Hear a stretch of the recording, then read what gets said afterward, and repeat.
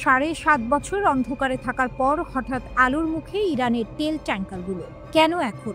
বিশ্বজুড়ে প্রশ্ন। এই হঠাৎ উন্মুক্ততা কি তেহরানের কূটনৈতিক চাল, নাকি ট্রাম্পের নতুন অর্থনৈতিক অস্ত্র যা সরাসরি আঘাত হানবে পুতিনের ওপর? ৭ বছরের বেশি সময় ধরে নিজের তেল ট্যাঙ্কারগুলোকে লুকিয়ে রেখেছিল ইরান। আন্তর্জাতিক নিষেধাজ্ঞা এড়াতে তারা ট্যাঙ্কারের অবস্থান গোপন রাখত, কখনো ভুল সংকেত পাঠাতো, কখনো ট্রান্সমিটার বন্ধ করে দিত। কিন্তু হঠাৎ করে অক্টোবরের মাঝামাঝি ইরানের প্রায় সব তেল ট্যাঙ্কার তাদের আসল অবস্থান সম্প্রচার করতে শুরু করেছে। বিশ্বজুড়ে সামুদ্রিক নজরদারি সংস্থাগুলো বলছে ২০১৮ সালের পর এই প্রথম ইরান তার ট্যাঙ্কারগুলোর অবস্থান খোলামেলাভাবে প্রকাশ করছে। তেল পরিবহন পর্যবেক্ষণকারী সংস্থা tankertrackers.com প্রথম এই পরিবর্তন লক্ষ্য করে। পরে AIS অটোমেটিক আইডেন্টিফিকেশন সিস্টেম ডেটাতেও বিষয়টি নিশ্চিত হয়। বিশ্লেষকরা বলছেন এই ঘটনা মোটেও কাকতালীয় নয়, কারণ একই দিন মার্কিন প্রেসিডেন্ট ডোনাল্ড ট্রাম্প মধ্যপ্রাচ্যের শান্তি আলোচনার জন্য পৌঁছান। ট্রাম্পের সফরের সঙ্গে এই আচমকা স্বচ্ছতা মিলিয়ে অনেকে বলছেন এটা এক বড় কৌশলগত ইঙ্গিত। আন্তর্জাতিক বিশ্লেষক হুমায়ুন ফালাক শাহী মনে করেন ইরান হয়তো নতুন এক কূটনৈতিক অধ্যায় শুরু করতে চায়। তার মতে ইরান তার সমুদ্র বাণিজ্যকে বৈধ হিসেবে দেখাতে চাইছে এবং জাতিসংঘের চাপের মুখে স্বচ্ছতার মাধ্যমে নিজেদের অবস্থান মজবুত করছে। এছাড়া সাম্প্রতিক মাসগুলোতে পারস্য উপসাগরে ইরানের ট্যাঙ্কার আটক হওয়ার ঘটনা বেড়েছে। তাই অনেক বিশেষজ্ঞ মনে করছেন ইরান এবার খোলাখুলিভাবে অবস্থান জানিয়ে এক ধরনের প্রতিরোধ সংকেত পাঠাচ্ছে, যাতে ভবিষ্যতে কেউ তাদের জাহাজ আটকানোর সাহস না পায়। অন্যদিকে কেপলার নামের এক বিশ্লেষণ সংস্থার তথ্য অনুযায়ী গত ৪৮ ঘন্টায় ইরানের ৮০% ট্যাঙ্কার আসল অবস্থান প্রকাশ করেছে। অর্থনৈতিক হিসাব। ইরানের জন্য অন্ধকারে চলা এখন খুব ব্যয়বহুল হয়ে উঠেছিল। ভোর্টেক্সা ও কেপলার জানায় চীনে তেল পৌঁছানোর আগে প্রায় ৮০% ইরানি তেল ২ বার করে জাহাজ বদল করে। এই জটিল প্রক্রিয়ায় প্রতিটি কার্গোর প্রায় ১৫% মূল্য হারিয়ে যায়। তাছাড়া বিক্রি টিকিয়ে রাখতে ইরান চীনা ক্রেতাদের ৩০% পর্যন্ত ছাড় দিতে বাধ্য হয়েছে। ফলে তাদের তেল এখন অন্য মধ্যপ্রাচ্যের দেশের তুলনায় $৮ থেকে $10 কম দামে বিক্রি হচ্ছে। অর্থাৎ গোপনে থাকার খরচ এত বেড়ে গেছে যে তেহরানের পক্ষে তা আর টেকানো সম্ভব হচ্ছিল না। Trump factor. এদিকে ট্রাম্প ঘোষণা দিয়েছেন ইরান প্রস্তুত থাকলেই আমেরিকা আলোচনায় বসবে। তার নতুন মধ্যপ্রাচ্য পরিকল্পনা শান্তির বিনিময়ে প্রভাব, যেখানে তেল, অর্থনীতি ও কূটনীতি মিলেমিশে এক কৌশল তৈরি করছে। বিশ্লেষকদের মতে যদি ইরানি তেল আবার খোলামেলাভাবে বাজারে আসে, তাহলে বৈশ্বিক সরবরাহ এক লাফে ২০ লাখ ব্যারেল প্রতিদিন বেড়ে যাবে। এতে তেলের দাম $10 থেকে $15 পর্যন্ত কমে যেতে পারে। আর তেল রপ্তানি থেকে আয় যেহেতু রাশিয়ার সবচেয়ে বড় উৎস, এটা পুতিনের জন্য হবে এক ভয়ঙ্কর ধাক্কা। অর্থাৎ ট্রাম্প সরাসরি কোনো শান্তি চুক্তি না করেও ইরানকে ব্যবহার করে রাশিয়ার অর্থনীতিতে আঘাত হানতে পারে, এক ধরনের অর্থনৈতিক অস্ত্র দিয়ে। গাজায় ইসরায়েলি সেনাদের প্রত্যাহার করে নেওয়ার পর সেখানকার বিধ্বস্ত শহরগুলোর ওপর নিয়ন্ত্রণ আরো শক্ত করছে হামাস। গাজার রাস্তায় সকাল, কিছুক্ষণের মধ্যে সে আলো ঢেকে যায় এক মৃত্যুদণ্ডের দৃশ্যে। 7 জন মানুষ চোখ বেঁধে হাঁটু গেড়ে বসে আছে। তাদের পেছনে দাঁড়িয়ে আছে মুখোশধারী হামাস যোদ্ধারা। মুহূর্তেই গুলির শব্দে স্তব্ধ হয়ে যায় চারপাশ। এই ভিডিওটি যদিও এখনো স্বাধীনভাবে যাচাই করা যায়নি, সোশ্যাল মিডিয়ায় ছড়িয়ে পড়েছে। এতে দেখা যাচ্ছে হামাস যোদ্ধারা প্রকাশ্য দিবালোকে 7 জনকে হত্যা করছে। হামাস দাবি করেছে তারা ইসরায়েলি এজেন্ট, যারা সংগঠনের ভেতরের তথ্য পাচার করছিল। এই ঘটনার সবচেয়ে বড় টুইস্ট, এটি ঘটেছে একদম ট্রুসের পরপরই, যখন গাজায় আপাত শান্তির পরিবেশ ফিরে আসছিল। মাত্র একদিন আগে হামাস 20 জন জীবিত ইসরায়েলি জিম্মিকে মুক্তি দিয়েছিল, প্রায় 2000 ফিলিস্তিনি বন্দীর বিনিময়ে। বিশ্লেষকদের মতে এই মৃত্যুদণ্ড শুধু প্রতিশোধ নয়, এটি এক ধরনের রাজনৈতিক বার্তা। যুদ্ধবিরতির পর গাজার ভেতরে হামাসের নিয়ন্ত্রণ নিয়ে প্রশ্ন উঠছিল। দক্ষিণ গাজায় বেশ কিছু সশস্ত্র গোষ্ঠী ও গোত্র হামাসের শাসনের বিরুদ্ধে আওয়াজ তুলছিল, যাদের কেউ কেউ ইসরায়েলি সহায়তা পাচ্ছে বলেও অভিযোগ। এই প্রেক্ষাপটে মৃত্যুদণ্ডের এই ভিডিও যেন এক ঘোষণা। গাজার একমাত্র শাসক আমরা। রয়টার্সের তথ্য অনুযায়ী গাজায় নিরাপত্তা অভিযানে হামাস অন্তত ৩২ জনকে হত্যা করেছে। এই অভিযান চালিয়েছে হামাসের অভ্যন্তরীণ নিরাপত্তা শাখা, যা শৃঙ্খলা রক্ষা ও গুপ্তচর বৃত্তি দমন উভয়ের দায়িত্বে। এই শাখাই আল কাসম ব্রিগেডের গোয়েন্দা বাহিনী হিসেবে কাজ করে। গাজায় যে কেউ হামাসের বিরুদ্ধে কথা বলছে বা তাদের শাসন মানছে না, তাকে রাষ্ট্রবিরোধী হিসেবে চিহ্নিত করা হচ্ছে। হামাস দাবি করেছে ১০ অক্টোবর তারা দরমুশ পরিবার এর কয়েকজন সদস্যকে হত্যা করেছে, কারণ তারা অতীতে সংগঠনের নির্দেশ অমান্য করেছিল। আন্তর্জাতিক প্রতিক্রিয়া ও রাজনৈতিক বার্তা। এই ঘটনায় আন্তর্জাতিক মহলে নিন্দার ঝড় উঠেছে। অনেক দেশ বলছে যুদ্ধবিরতির মধ্যেই প্রকাশ্যে মৃত্যুদণ্ড মানবাধিকারের চরম লঙ্ঘন। অন্যদিকে ইসরায়েল বলছে হামাস দ্বিচারী খেলা খেলছে। তারা একদিকে জিম্মি মুক্ত করছে আর অন্যদিকে গাজার ভেতরে ভয় দেখাচ্ছে। নেতানিয়াহুর সরকার রাফা ক্রসিং বন্ধ করে দিয়েছে এবং মানবিক সাহায্য কমিয়ে দিয়েছে।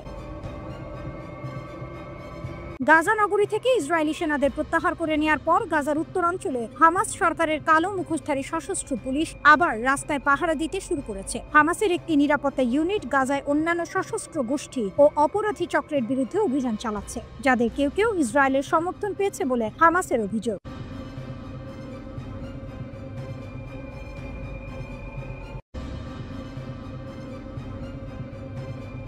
দক্ষিণ গাজায় হামাসের শক্তির প্রদর্শন। বন্দি বিনিময়ের মধ্যেও বজ্র গর্জন, অস্ত্র হাতে। গাজা উপত্যকার আকাশে যুদ্ধবিরতির নরম আলো, কিন্তু সেই শান্তির ভেতরেই বাজছে শক্তির সুর। দক্ষিণ গাজার খান ইউনিসে রাস্তায় রাস্তায় হামাস যোদ্ধাদের কুচকাওয়াজ, হাতে রাইফেল, মুখে মুখোশ, চোখে আগুন। বন্দি বিনিময়ের মধ্যেও তারা জানিয়ে দিল, আমরা অস্ত্র ছাড়ব না, কারণ এই অস্ত্রই আমাদের মর্যাদা, এই অস্ত্রই আমাদের বেঁচে থাকা।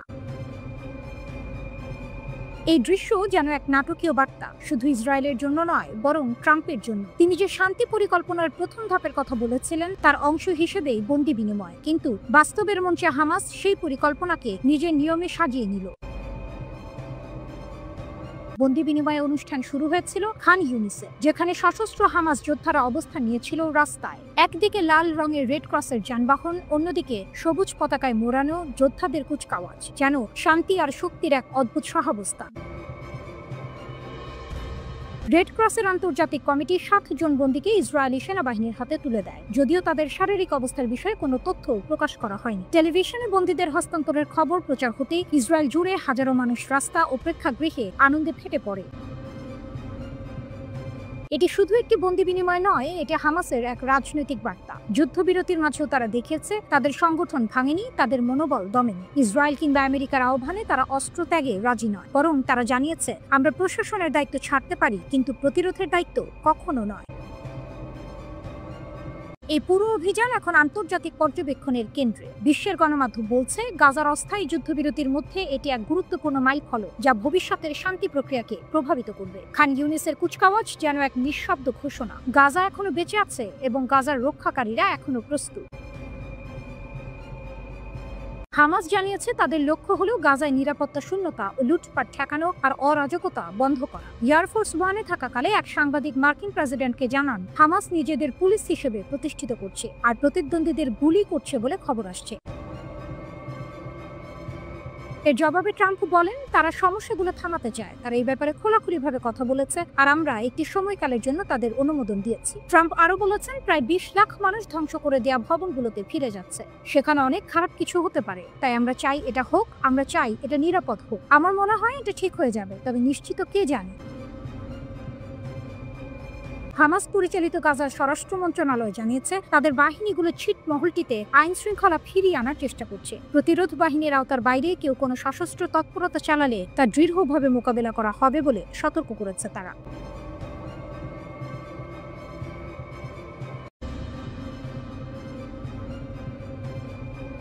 গাজার সাথে আরবদের বিশ্বাসঘাতকতা। গোপনে ইসরায়েলের সঙ্গে হাত মিলিয়েছে ৬ আরব রাষ্ট্র। প্রকাশ্যে ইসরায়েলকে নিন্দা করলেও পর্দার আড়ালে আরব দেশগুলোর একটি দল নাকি ইসরায়েলের সঙ্গে কাজ করছে, এমনই বিস্ফোরক তথ্য প্রকাশ করেছে যুক্তরাষ্ট্র ভিত্তিক দ্য ওয়াশিংটন পোস্ট। ১১ অক্টোবর প্রকাশিত মার্কিন এই প্রতিবেদনে ফাঁস হওয়া সরকারি নথির উদ্ধৃতি দিয়ে বলা হয়েছে গাজার যুদ্ধ চলাকালীন যুক্তরাষ্ট্রের নেতৃত্বে ৬ আরব রাষ্ট্র ইসরায়েলের সঙ্গে একটি গোপন সামরিক জোটে অংশ নিয়েছে। পর্দার আড়ালে গোপন জোট। দ্য ওয়াশিংটন পোস্ট জানিয়েছে, কাতার, সৌদি আরব, সংযুক্ত আরব আমিরাত, মিশর, জর্ডান ও বাহরাইন এই 6 আরব রাষ্ট্রই নাকি সেই নেটওয়ার্কের সদস্য। তাদের সামরিক কর্মকর্তারা নিয়মিতভাবে ইসরায়েলি প্রতিনিধিদের সঙ্গে বৈঠক করেছেন, তাও আবার যুক্তরাষ্ট্রের সামরিক ঘাঁটিতেই। প্রতিবেদনটি আরও জানায়, এই কর্মসূচির নাম দেওয়া হয়েছিল রিজিওনাল সিকিউরিটি কনস্ট্রাক্ট বা আঞ্চলিক নিরাপত্তা নির্মাণ। এটি পরিচালনা করেছিল মার্কিন কেন্দ্রীয় কমান্ড সেন্টকম। কিন্তু প্রশ্ন হলো, এই জোট কাদের বিরুদ্ধে? গাজার মানুষদের রক্ষার জন্য নয়, বরং ইরান ও তার মিত্রদের মোকাবিলার উদ্দেশ্যেই তৈরি করা হয়েছিল এই জোট।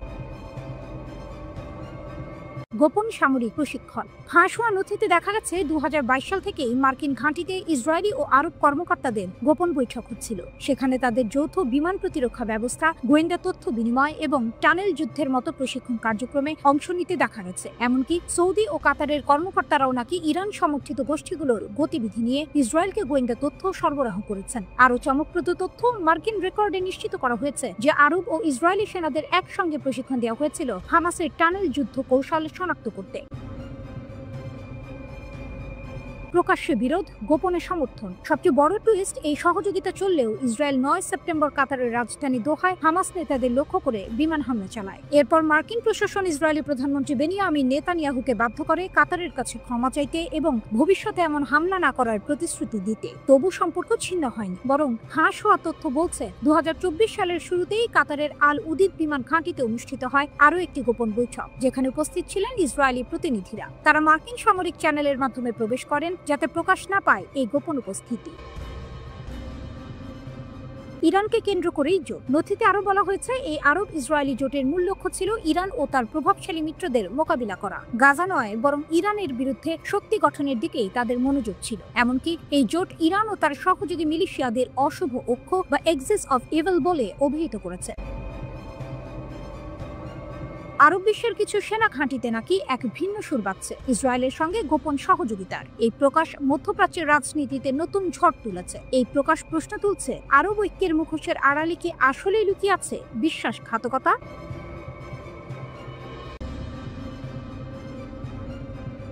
ইরানের নতুন শক্তি, নেতানিয়াহুর আতঙ্ক নাকি কূটনৈতিক চাল?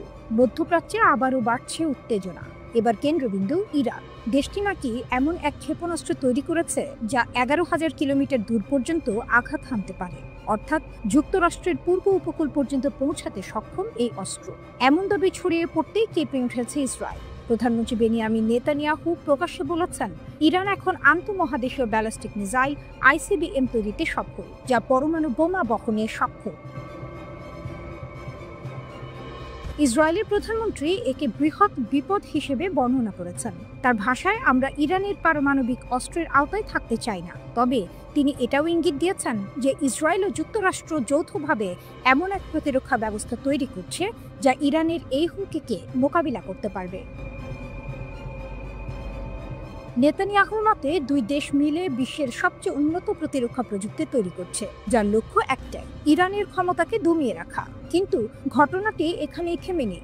আন্তর্জাতিক পর্যবেক্ষকরা বলছেন, ইরান এখন আর একা নয়। চলতি বছরের শুরুতেই দেশটি রাশিয়ার সঙ্গে 20 বছরের একটি কৌশলগত চুক্তি করেছে। সেই চুক্তির আওতায় রাশিয়া ইরানকে সামরিক ও প্রতিরক্ষা খাতে সহায়তা দেবে। এরই অংশ হিসেবে মস্কো 48টি অত্যাধুনিক Su-35 যুদ্ধ বিমান ইরানকে দিতে যাচ্ছে।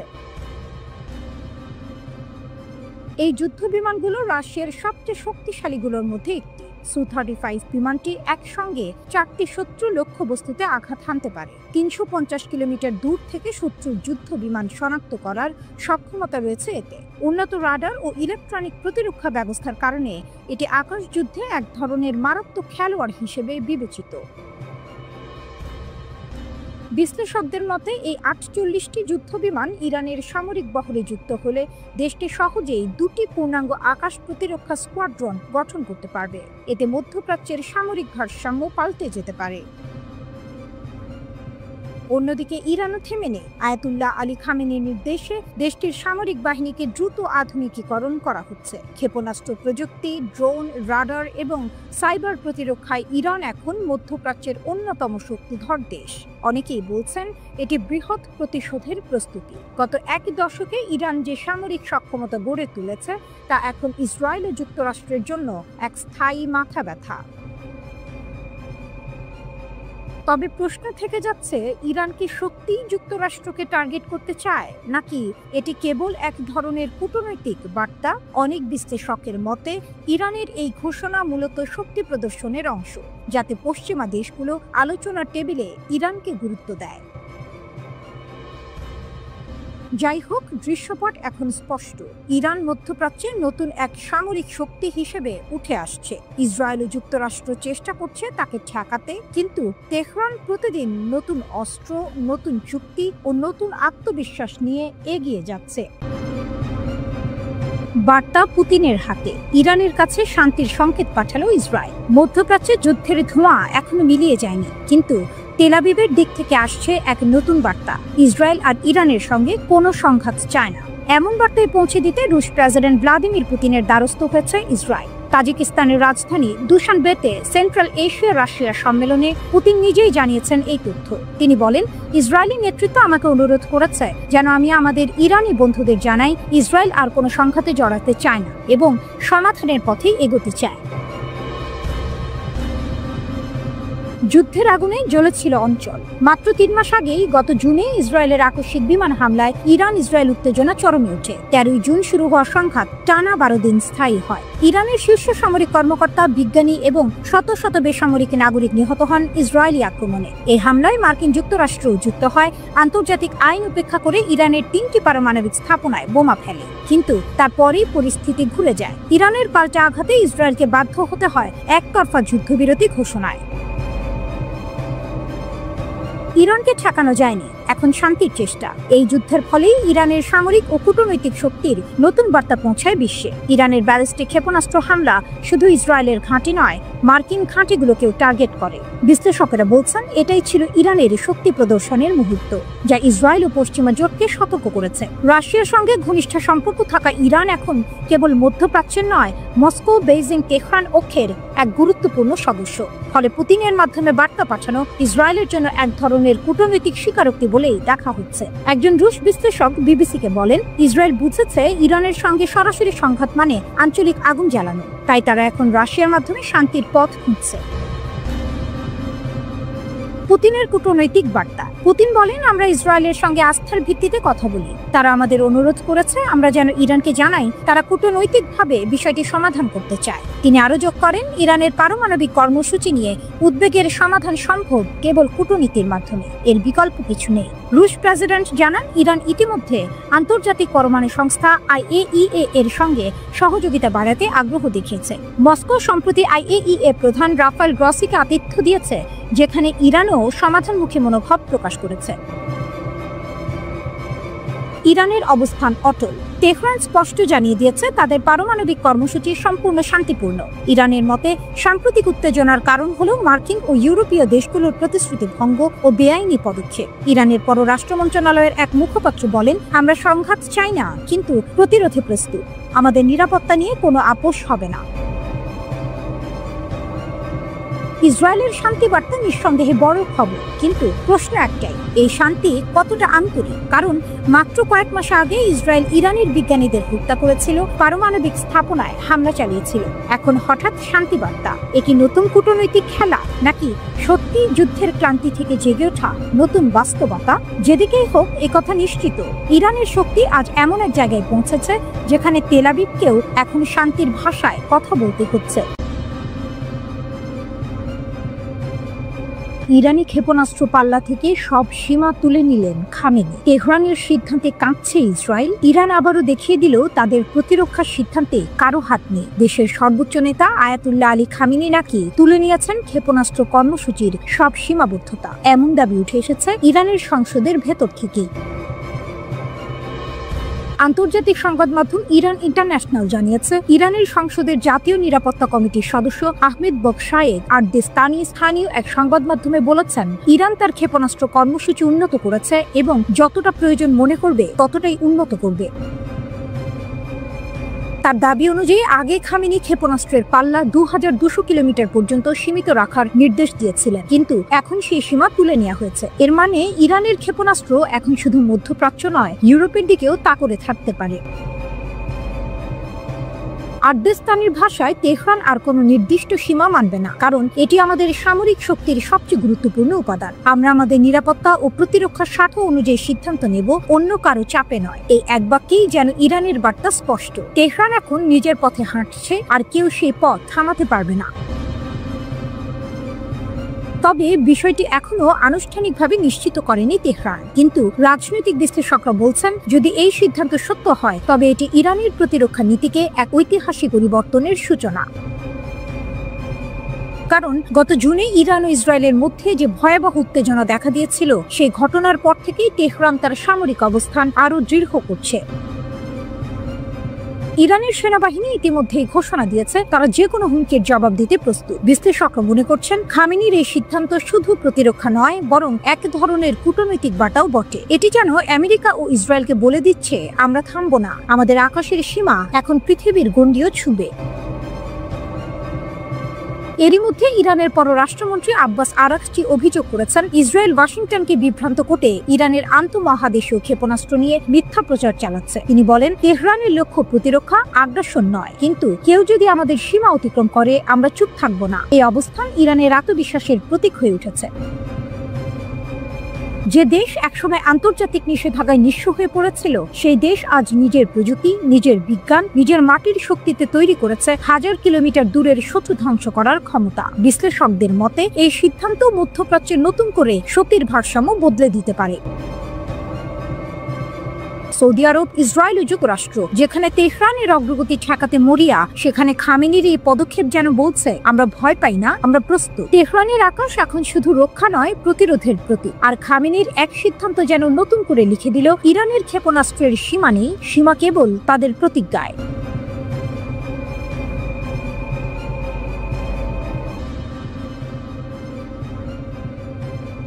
ট্রাম্পের জন্য ভয়ঙ্কর বার্তা। রাতের অন্ধকারে ইরানের ক্ষেপণাস্ত্রের গর্জন। রাত ছিল নীরব, মরুভূমির আকাশে তারারা ঝলমল করছিল। হঠাৎই সেই নীরবতা ভেঙে দিল আগুনের রেখা। তেহরানের আকাশ চিরে উঠে গেল 3টি ব্যালিস্টিক ক্ষেপণাস্ত্র। দূর থেকে মনে হচ্ছিল যেন বজ্রপাত আকাশে বিদীর্ণ করছে। আর সেই মুহূর্তেই সারা বিশ্বের স্ক্রিনে ছড়িয়ে পড়ল এক নতুন আতঙ্ক, এক নতুন বার্তা, ইরান থেমে নেই।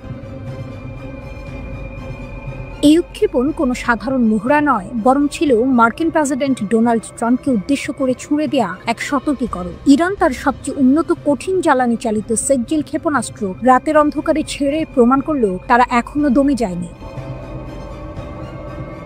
আতঙ্কের রাত, বিস্ময়ের ভোর। ইরানি মিডিয়া জানিয়েছে সেমনান ঘাঁটি থেকে উৎক্ষেপণ করা হয়েছে এই ক্ষেপণাস্ত্র। 2500 কিলোমিটার পাল্লার সেকজিল সহজেই ইসরায়েল, উপসাগরীয় দেশগুলো, এমনকি দক্ষিণ ইউরোপ পর্যন্ত পৌঁছে যেতে পারে। সোশ্যাল মিডিয়ায় ছড়িয়ে পড়া ভিডিওতে দেখা যায় ধোঁয়াহীন ঝড়ের গতিতে আকাশে ছুটে চলেছে রকেট, যেন আকাশ নিজেই কেঁপে উঠছে।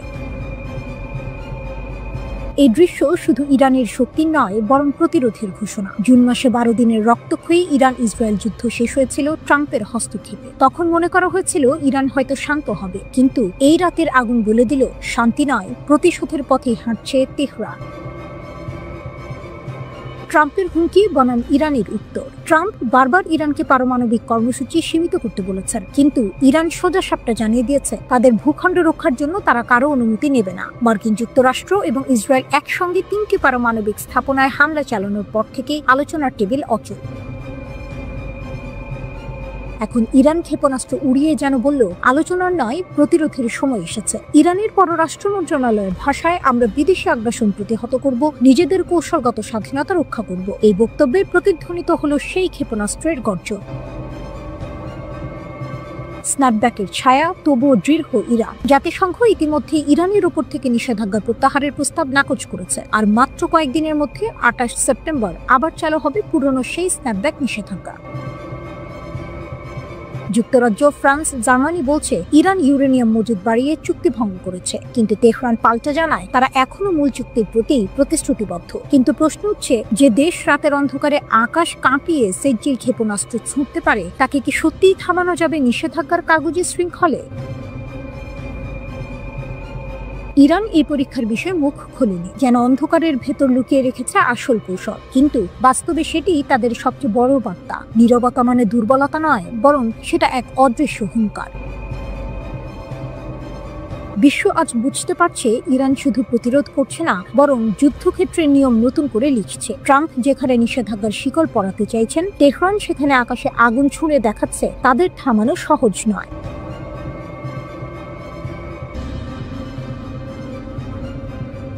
খোররামশাহের ৮ বছর, আঞ্চলিক প্রতিরক্ষা থেকে বৈশ্বিক শক্তি হওয়ার পথে ইরান। ৮ বছর আগে ২৩ সেপ্টেম্বর ২০১৭ তেহরানের আকাশে গর্জে উঠেছিল এক নতুন শক্তি। খোররামশাহর ব্যালিস্টিক ক্ষেপণাস্ত্রের সফল পরীক্ষা শুধু একটি অস্ত্রের জন্মই ছিল না, এটি ছিল ইরানের প্রতিরক্ষা কৌশলে এক নতুন অধ্যায়ের সূচনা।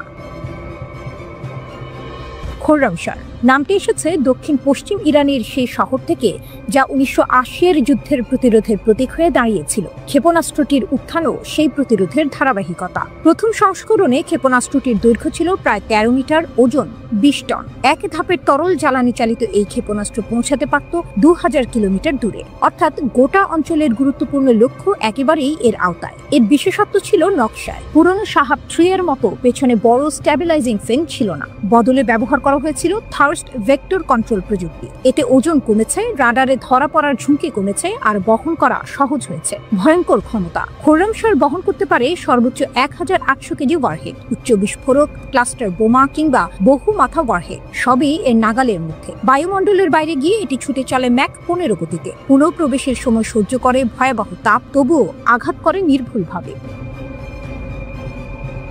খোররামশাহ ২ সীমা ভাঙা। ২০১৯ সালে আসে দ্বিতীয় সংস্করণ। এটি ছিল হালকা রি-এন্ট্রি ভেহিকল, ফলে আগের চেয়ে অনেক দূরে ছোড়া সম্ভব হলো। ২০০০ কিলোমিটার থেকে ৩০০০ কিলোমিটার। নতুন সীমা স্পর্শ করল ইরান। শুধু তাই নয়, নির্দেশনা ব্যবস্থায় এলো উন্নতি, যা নির্ভুলতাকে আরও বাড়িয়ে দিল।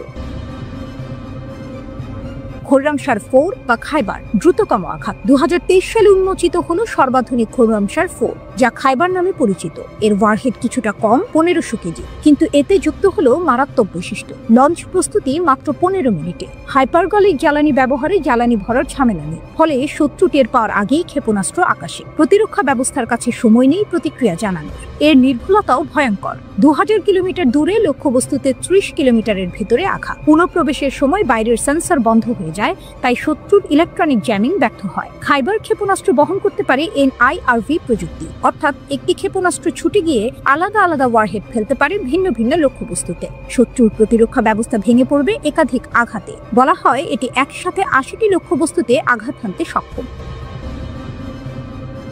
খোররামশাহ 5 বৈশ্বিক শক্তির পথে। ইরান এখনো আনুষ্ঠানিকভাবে ঘোষণা দেয়নি, তবে ধারণা বাড়ছে খোররামশাহ 5 হতে পারে একটি পূর্ণাঙ্গ আন্তঃমহাদেশীয় ব্যালিস্টিক ক্ষেপণাস্ত্র ICBM। এর পরিসর হতে পারে ১২,০০০ কিলোমিটার, গতি ম্যাক ১৬, ওয়ারহেড বহন ক্ষমতা ২ টন। ইরানের স্যাটেলাইট উৎক্ষেপণ প্রকল্প সিমর্গো সরুশ প্রমাণ করে বহু ধাপের রকেট প্রযুক্তি তারা আয়ত্ত করছে। সঙ্গে যোগ হয়েছে হাইপারসনিক ফাত্তা ক্ষেপণাস্ত্রের অভিজ্ঞতা। এই সবই তৈরি করছে ICBM এর পথ।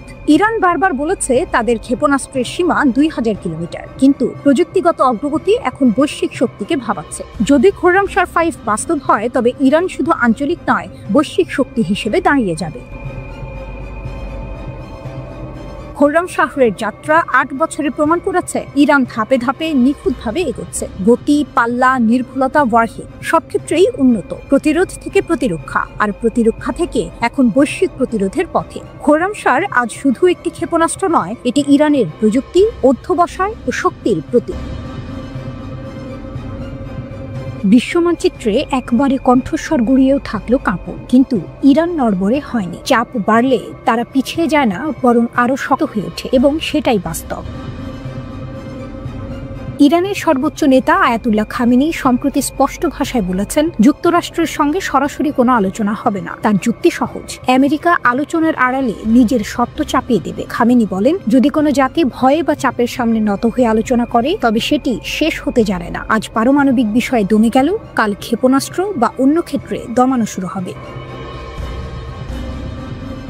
এই অবস্থান এসেছে এমন এক সময়ে যখন আন্তর্জাতিক পরিমণ্ডলে ইরানের পারমাণবিক কর্মসূচিকে ঘিরে উত্তেজনা বাড়ছে। জাতিসংঘ নিরাপত্তা পরিষদে ১৯ সেপ্টেম্বর যে প্রস্তাব পাশ হয়েছে, তাতে ইরানের ওপর অর্থনৈতিক নিষেধাজ্ঞা পুনর্বহালের সম্ভাবনা খোলা রাখা হয়েছে। যদি কয়েকদিনের মধ্যে কোনো বড় চুক্তি না হয়, তাহলে ২৮ সেপ্টেম্বর থেকে ইউরোপীয় নিষেধাজ্ঞাগুলো পুনরায় চালু হতে পারে, যেগুলো ২০১৫ সালের ঐতিহাসিক চুক্তির আওতায় প্রত্যাহার করা হয়েছিল।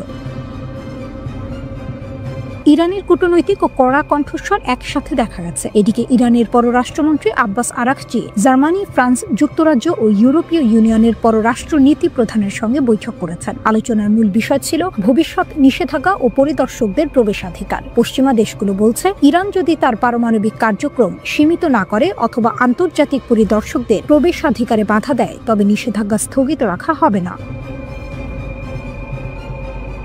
তথ্যগুলো যতই কড়া হোক না কেন, খামেনির বক্তব্যে স্পষ্ট আত্মবিশ্বাস আছে। তিনি বারবার জোর দিয়ে বলেছেন, ইরান কোনো একান্ত হুমকির সামনে নামে নত হবে না। তার ভাষায় একবার দুর্বলতা দেখালে সেটা আর থামবে না, তাই শক্তভাবে দাঁড়াতে হবে। এই কটূক্তি কেবল কণ্ঠস্বর নয়, এটি নির্দেশ করে যে ইরান এখন কূটনীতি ও আত্মনির্ভরতা দুটোতেই জোর দিচ্ছে। এদিকে ইরানের পার্লামেন্টের অভ্যন্তরেও কঠোর সুর শোনা যায়। ইরানের এক এমপির নেতৃত্বে ৭০ জন সংসদ সদস্য একটি চিঠিতে দ্রুত পরমাণু অস্ত্র তৈরির দাবি তুলেছেন। এই দাবি ইঙ্গিত দেয় যে কট্টরপন্থী অংশগুলো শক্তি বাড়ানোর পক্ষে এবং তারা মনে করে পারমাণবিক সমৃদ্ধকরণই দেশের নিরাপত্তাকে নিশ্চিত করবে।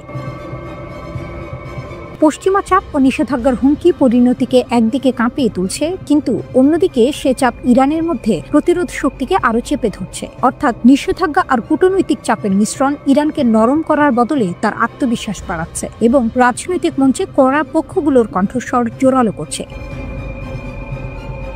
খামেনির বক্তব্য বলছে, তারা আলোচনার নামে ওপর থেকে নির্দেশ মেনে নেবে না, বরং নিজেদের শর্তে নিজেদের মর্যাদায় দাঁড়াবে। বৈশ্বিক চাপের সামনে ইরান চুপ করেনি, সে প্রতিরোধ গড়ে তোলে। যুক্তরাষ্ট্র আলোচনার দরজা খুলে দিলেও খামেনি সে দরজা থেকে সরাসরি ঢোকাটা প্রত্যাখ্যান করেছেন। যারা মনে করেন চাপ বাড়লে ইরান নত হবে, তাদের সামনে এখনই সবচেয়ে বড় বিপরীত ফল ঝুঁকি নিয়ে দাঁড়িয়ে আছে। ইরান তার শক্তি বাড়িয়ে প্রতিবাদ করছে।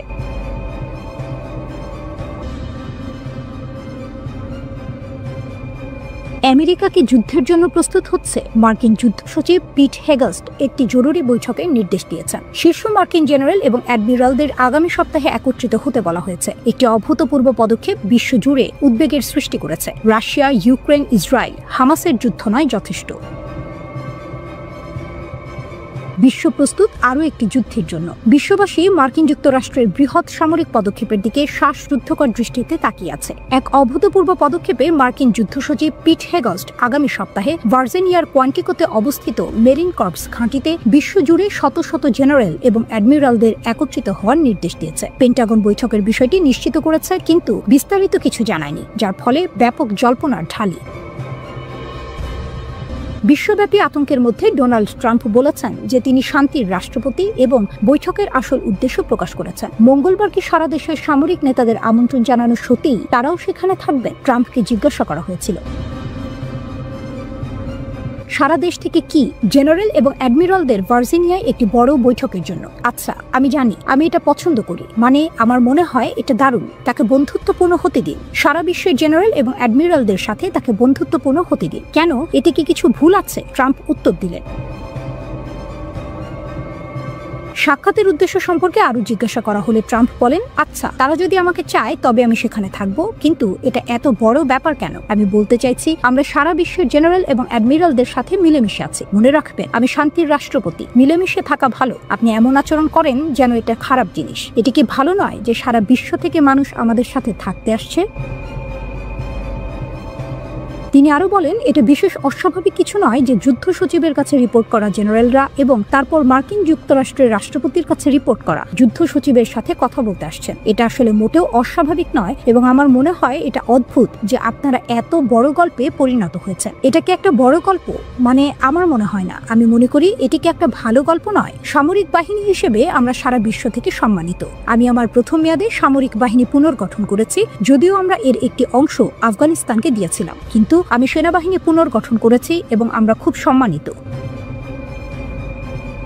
আমাদের বিশ্বের সবচেয়ে শক্তিশালী সামরিক বাহিনী আছে, প্রশ্ন ছাড়াই। আমাদের কাছে বিশ্বের সেরা সরঞ্জাম রয়েছে। আমরা অন্যান্য দেশের কাছে সরঞ্জাম বিক্রি করছি এবং অনেক জেনারেল এখানে থাকে এবং এটি দেখতে চান। তারা সরঞ্জাম সাইটগুলিও পরিদর্শন করবেন, নতুন অস্ত্র সম্পর্কে কথা বলবেন ইত্যাদি। আমার মনে হয় যখন জেনারেল এবং শীর্ষস্থানীয় ব্যক্তিরা আমাদের সাথে থাকার জন্য মার্কিন যুক্তরাষ্ট্রে আসতে চান, তখন এটি দুর্দান্ত। বর্তমানে যাকে যুদ্ধ সচিব বলা হয়, সবাইকে এই নামটি পছন্দ করে, আমি পছন্দ করি। পেন্টাগনের সাথে হেগস্টের বিরোধের কারণে এই বিশাল সমাবেশটি অনুষ্ঠিত হচ্ছে। দায়িত্ব গ্রহণের পর থেকে হেগস্ট পেন্টাগনের মূল নেতৃত্বকে অপসারণের জন্য একটি ব্যাপক সংস্কার অভিযান শুরু করেছে।